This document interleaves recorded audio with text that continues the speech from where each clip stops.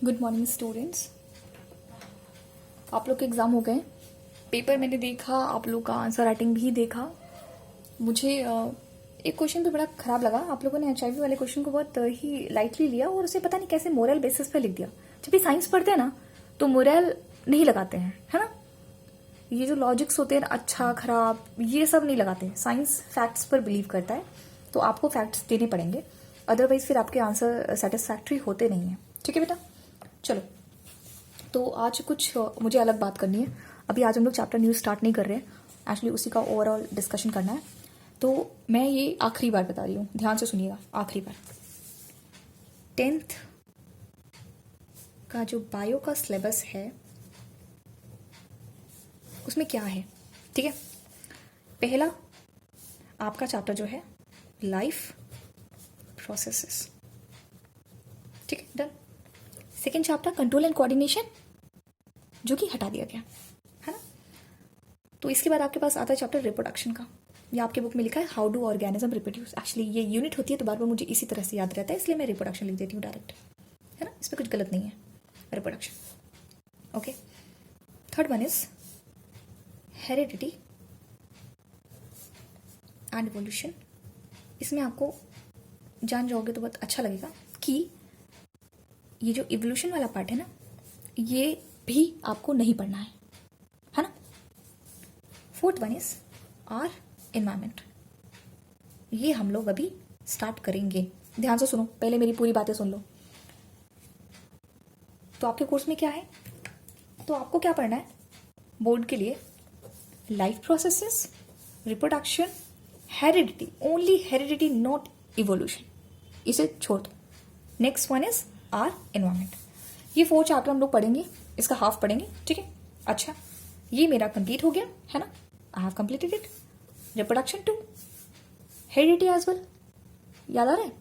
Heredity मैंने जितना करा दिया वो हो गया, कंप्लीट हो गया, ठीक है। मुझे बहुत अच्छे से याद है कि हमने नेक्स्ट टर्न पे इवोल्यूशन स्टार्ट करनी थी, ठीक है। तो हेरिडिटी हो गया है इसका, इन सब का नोट्स।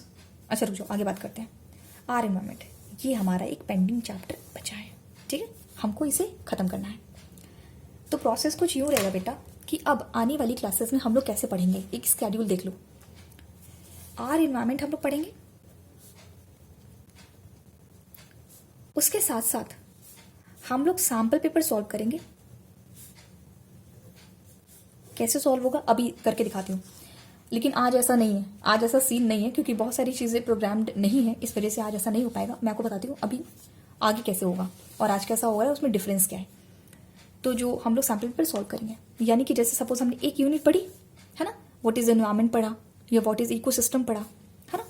तो अगर वो टॉपिक हमने एक टॉपिक लिया, हम लोग एक टॉपिक करेंगे, टॉपिक 1, उसके साथ एक सैम्पल पेपर, यानी कि जो भी आपका मॉडल पेपर 1 होगा, 1 मॉडल पेपर हम ऐसे करेंगे एक दिन में। मुझे लगता है एक क्लास में हम लोग एक पूरा मॉडल पेपर कर सकते हैं। बायोलॉजी के क्वेश्चन कम होते हैं ना, उसमें हम लोग पूरा डिस्कशन कर सकते हैं। तो पहले हम लोग ये सैम्पल पेपर देखेंगे, और जब ये मेरी बुक खत्म हो जाएगी, इस बुक से मैं करा रही हूँ, कोई इस बुक का नाम मत पूछना, है तो पढ़ लो, है ना, और नहीं है तो कोई बात नहीं। वैसे मैं बता देती हूँ, ऐसा कुछ छुपाने जैसा कुछ नहीं है, क्योंकि जो भी पढ़ेगा वो पढ़ पाएगा, है ना। आप कोई भी बुक आपको लेनी पड़ेगी। ये मेरे पास एक एडू कार्ड की बुक है ना, और मैं नहीं चाहती हूँ कि आप इसे खरीदो, है ना, अभी मत खरीदो, थोड़ा सा टाइम ले लो। और जो मैं पर्सनली आपको सजेस्ट करना चाहूँगी, अभी मत लो, सिलेबस खत्म हो जाने दो, है ना। और लेना है तो एक रोहित सीबीएसई सैम्पल पेपर आता है, सीबीएसई सैम्पल पेपर, ये मेरे को वन ऑफ द बेस्ट लगता है, क्योंकि ये से सीबीएसई खुद रिलीज करती है, ठीक है ना। 8-10 सैम्पल पेपर देती है और उसमें जो है पीछे कुछ मॉक टेस्ट रहते हैं, है ना। पेपर भी सीबीएसई बनाएगी, आपका बोर्ड एग्जाम का भी पेपर सीबीएसई बनाएगी। तो मुझे लगता है कि ये वाला सैम्पल पेपर बेस्ट होगा। अब मार्केट में नहीं मिल पाएगा तो फिर आपको ओसवाल और पता नहीं क्या क्या और भी एडू कार्ड बहुत सारे मिलेंगे। तो हमारा इंटेंशन क्या है, हमारा इंटेंशन ये है कि हम चैप्टर के साथ क्वेश्चन भी सॉल्व करेंगे। तब आप देखिए कि आपकी आंसर राइटिंग में कहाँ प्रॉब्लम आ रही है। इस बार मैंने कॉपी चेक करी, मैंने देखा बहुत सारे बच्चों ने बहुत अच्छा लिखा है, बहुत अच्छा। बच्चों के नाम कुछ कुछ मुझे याद है, तो अभी भूल गई, ठीक है। लिस्ट मेरे सामने रहती है ना, तो टिक लगा हुआ है, वो मुझे याद रहता है कि हाँ अच्छा ये बच्चा अच्छा, ये बच्चा अच्छा। अभी मुझे नाम याद नहीं, पर्टिकुलरली नाम याद नहीं है। तो मैं क्या कह रही हूँ कि ये आप एक सैम्पल पेपर आपको लेना होगा, तो थोड़ा रुक जाइए, आराम से लीजिएगा। और अब आप बाहर के क्वेश्चन करना बिल्कुल बंद कर दीजिए, एनसीईआरटी को फोकस करिए बस। अभी तक एनसीईआरटी नहीं पढ़ी तो अब पढ़ लो, ठीक है। बाहर के चक्कर में उतरो, क्योंकि 11th आपको जब आएंगे ना, आप 11th में 10th पढ़ रहे हैं ताकि 11th आ सके ना, 11th आएंगे तो आप थक जाएंगे अपनी एनसीईआरटी पढ़ते पढ़ते, ठीक है। तो अपने आप को ऐसा मत बनाओ। तो जो अब एग्जाम आ रहा है उस पर फोकस करो, क्योंकि रिजल्ट बहुत ज़्यादा मुझे ठीक ठाक नहीं लगा। तो बायोलॉजी में भी मिस्टेक हुई है। और देखो, आपको डायग्राम का इंपॉर्टेंस तो समझ में आया होगा। डायरेक्ट डायग्राम्स आप बना करके डायरेक्ट आपने नंबर गेन किए होंगे, है ना, जिन बच्चों ने किए हैं। तो ये चीज़ आप ध्यान रखेंगे।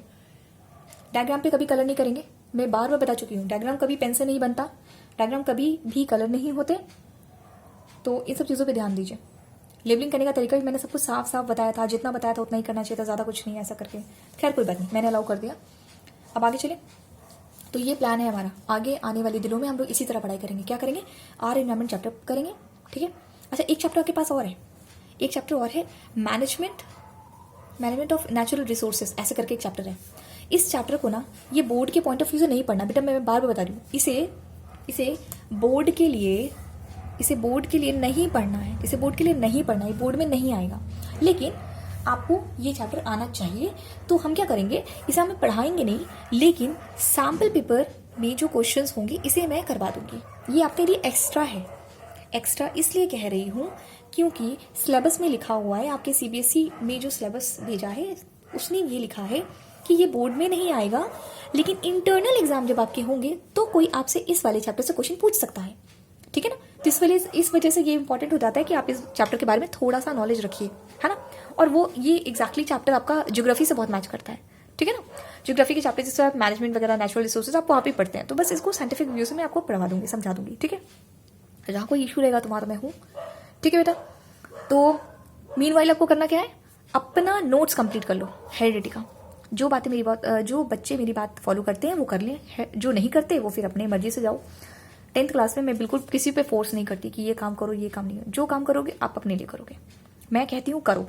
आप नहीं करना चाहते मत करिए, ठीक है ना। मैंने बहुत सारे बच्चों की कॉपी देखी है, बिल्कुल जब मैं मंगाती हूँ बिल्कुल कॉपी नहीं आती। तो ये चीज़ आप जहन में रखिए कि बहुत ज़्यादा इंपॉर्टेंट है कि आप अपना काम करें, और जितना मैं कहती हूँ उतना ही करिए, आप ज़्यादा मत करो।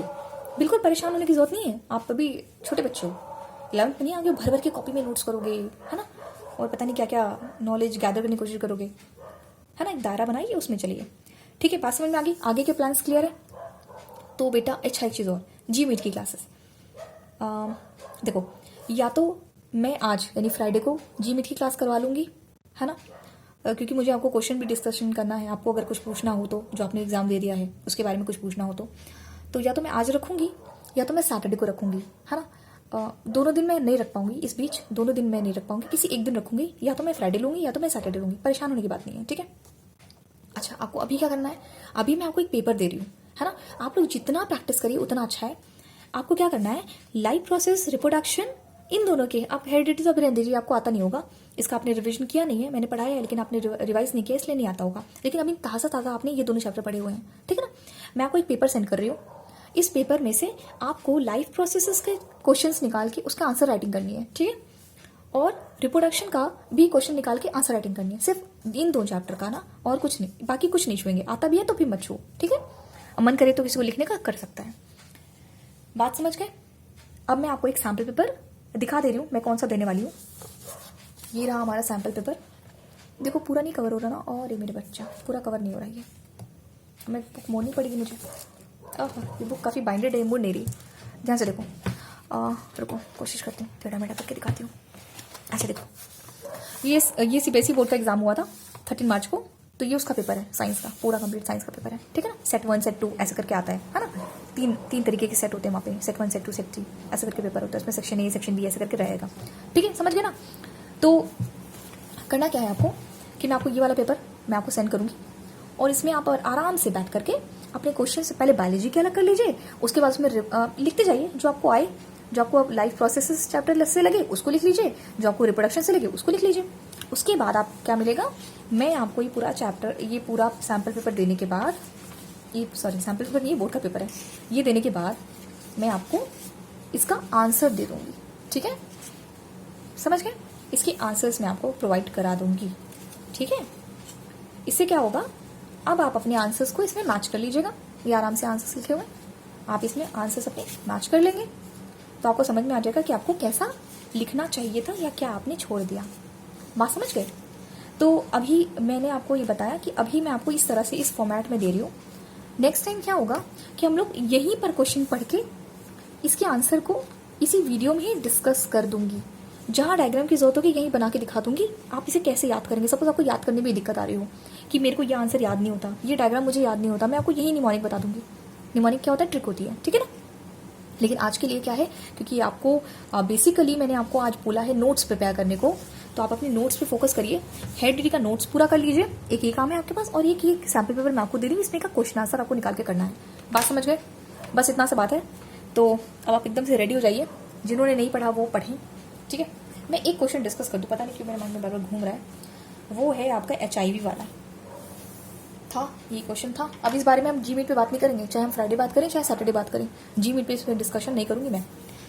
ये जो आपका एड्स होता है, जो कि आपका एक रेट्रोवायरस HIV वायरस होता है, उसके वजह से होता है। मैंने आपको इस पूरे डिजीज में एक चीज बताई थी, इस पूरे इन्फेक्शन, इस पूरे आपके STD में बताया था। इसमें बेसिक चीज होती है बॉडी फ्लूइड्स। अगर ये आप भूल गए, दिमाग से निकाल दिए, तो आपने गलती कर दी है। आपको एक बंदे को दूसरे बंदे से तभी HIV हो पाएगा अगर उसका बॉडी फ्लूइड एक दूसरे के फ्लूइड मिक्स हो जाए, है ना। यानी कि जो पर्सन A है उसका बॉडी फ्लूइड पर्सन B से मिल जाए, मिक्स हो जाए। जैसे अब बॉडी फ्लूइड्स क्या है? ब्लड, लिम्फ, वो सब साथ में मिलेगा। लिम्फ आपको कोई अलग से कटा हुआ तो मिलेगा नहीं। और क्या है? जैसे आपका सीमेन, लड़की होगी तो वेजाइनल फ्लूइड, ये सब आपके बॉडी फ्लूइड्स है ना, है ना। अब सपोज A को हाथ में कट लग जाए, उसी टाइम को B को हाथ में कट लग जाए, B को HIV है और इसका खून मिक्स हो गया, तो इसको HIV हो जाएगा ना, है ना। लिम्फ तो इसका एग्जांपल देना कोई मतलब नहीं था, बॉडी फ्लूइड में आता है, बट इसका कोई जरूरत नहीं है, इट्स ओके। सीमेन, B ने A के साथ सेक्सुअल रिलेशन बनाया, A को B के बारे में नहीं पता था, तो उसका सीमेन या सेमिनल फ्लूइड जो कहते हैं, सीमेन क्या सेमिनल फ्लूइड कहते हैं, तो वो जाके इसके फ्लूइड से अटैच हो गया। ए सपोज फीमेल है, फीमेल को वेजाइनल फ्लूइड निकला और ये सेमिनल फ्लूइड जाके इससे मिक्स हो गया, तो ये फ्लूइड टू फ्लूइड मिक्स हो गया ना, तो बॉडी में ट्रांसमिट हो गया, तो इस तरह से A को डिजीज हो गया।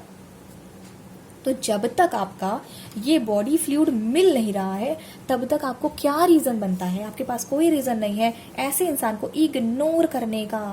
क्यों इग्नोर करेंगे आप? नहीं करेंगे, कितनी भी कैपेसिटी हो, कितना भी ये टैलेंटेड हो, है ना। इस तरह की बातें नहीं करते हैं साइंस में, ये बहुत टैलेंटेड है ना, ये बहुत इंटेलिजेंट है, ऐसे बात नहीं करते। फैक्ट दो, फैक्ट। क्यों क्यों क्यों क्यों, ठीक है ना। Science means facts. दिखा के साबित कर सकते हो तो ठीक है, ऐसे इमेजनरी बातें नहीं करनी है कि वो बड़ा टैलेंटेड होगा, हम उसको नहीं निकालेंगे, उसको इग्नोर नहीं करेंगे। अगर कंपनी के लिए बहुत अच्छा है तो हम इग्नोर नहीं करेंगे, कंट्री के लिए अच्छा है तो इग्नोर नहीं करेंगे। भाई जान ले लेगा वो, समझ रहे हो ना। तो जब आप ये आपकी कंपनी में अगर काम कर रहा है, फिर फैमिली में है, तो जब तक आप इससे सेक्सुअल कांटेक्ट नहीं बना रहे तब तक तो नहीं जा रहा ना। तो फिर क्यों इग्नोर करना? नहीं इग्नोर करना ना, क्योंकि ये फैक्ट आपको पता होना चाहिए कि वो तो बॉडी फ्लूइड से फैलता है। इग्नोर करके क्या करेंगे आप, है ना।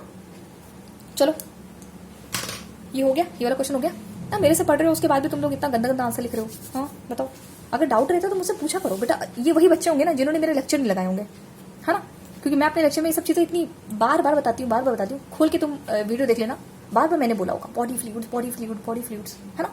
मेजरली मैं इसे फोकस करती हूँ क्योंकि घूम फिर के बातें यही आती है ना। अगर मदर से भी बच्चे को होता है तो भी थ्रू प्लेसेंटा होता है ना। प्लेसेंटा से क्या होता है, आपका डिफ्यूजन हो रही होती है ना, ब्लड के सारे न्यूट्रिएंट जा रहे होते हैं, एक्सक्रीटरी वेस्ट जा रहा होता है, तो फिर वहां पे चांसेस होते हैं। वहां पे एक जंक्शन आता है जहां पे बच्चे का फ्लूइड, बच्चे का जो ब्लड होता है और मदर का ब्लड वो मिक्स हो जाता है, ठीक है ना। हल्का सा वहां पे मिक्सिंग होती है, तो वहां पे चांसेस होते हैं बहने के, मतलब सॉरी ये ट्रांसमिट होने के। अंडरस्टूड। तो क्या करना है बेटा आपको, तो मैं आपको ये पेपर दे देती हूँ और उसके बाद आप लोग इसे सॉल्व करो आराम से, ईमानदारी से। मैंने देखा है नेट का मटेरियल बहुत मिला है मुझे, है ना, जैसे इंटरनेट से सर्च करके लिखा गया हो। ये सब मत करो बेटा, बोर्ड में क्या करो। हाँ बोर्ड में कुछ नहीं, जितना आता है ना सब वही निकल के सामने आएगा, तो ऐसा काम मत करो, ठीक है। Okay, thank you so much class. पहला काम नोट्स बना लो, ठीक है। मैं कभी भी मांग सकती हूँ, अगर मैंने आज बोल दिया है, वैसे भी तुम लोग खाली बैठे हो, तब से एग्जाम देने के बाद खाली बैठे हो, तुम लोग को कर लेना चाहिए था, बट मैं मान के चलती हूँ तुम लोग सो रहे थे, ठीक है। मैंने तुम्हें आज बताया है, अब देखो मैं जब कॉपी मांगू तो मुझे कॉपी मिल जानी चाहिए, ठीक है। और ये सब जो सैम्पल पेपर हो रहे हैं ना बेटा, देखो इसको रफ में करते जाओ, ये सारे क्वेश्चंस के आंसर रफ में करते जाओ। अगर कोई आंसर, कोई क्वेश्चन रिपीट हो जाता है तो छोड़ दो उसे। अच्छा देखो, तुम्हें क्वेश्चन भी लिखने की जरूरत नहीं है। अगर कोई क्वेश्चन, जैसे सपोज बहुत इजी क्वेश्चन है, व्हाट इज लाइफ प्रोसेसेस, अगर आप इसे डिफाइन कर सकते हैं और ये क्वेश्चन आपको समझ में आता है तो आपको लिखने की जरूरत नहीं है। समझ गए ना? जो क्वेश्चन आपको उसमें लगे कि अच्छा मुझे इसका आंसर नहीं आता है ना, तो उसका आंसर जब मैं आपको सेंड करूं तो आप देख लो, या डिस्कशन में करूं तो आपको देख लो। अगर आप भी ये सोच रहे थे, आप भी ये लिखते तो ठीक है, नहीं लिखते तो फिर उसको, उस पॉइंट को ऐड करो कि मैं इसमें और क्या ऐड कर सकता हूं, एक ही बात जान लो। ठीक है, okay, thank you so much class.